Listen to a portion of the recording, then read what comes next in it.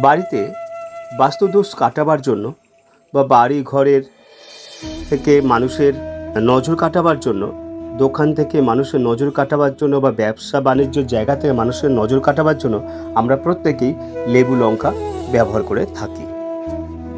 কিন্তু আপনি জানেন কি, বাস্তুশাস্ত্রতে লেবু গাছ একটা বিশাল ভূমিকা নিয়ে থাকে।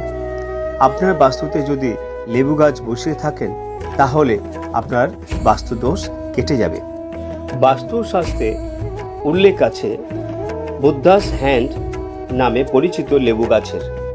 এই লেবু গাছ বাড়িতে আপনি যদি লাগিয়ে থাকেন তাহলে শান্তি আগমন করবে, ঘরে বা গৃহে আপনার শান্তি বিরাজ করবে, অশান্তি দূরে চলে যাবে, ব্যবসা বাণিজ্য আর্থিক উন্নতি ঘটবে এবং আপনি সুখে শান্তিতে বসবাস করতে পারবেন। তাই বাস্তু টিপস হিসেবে সবচেয়ে বড় ভূমিকা নিয়ে থাকে এই লেবু গাছ।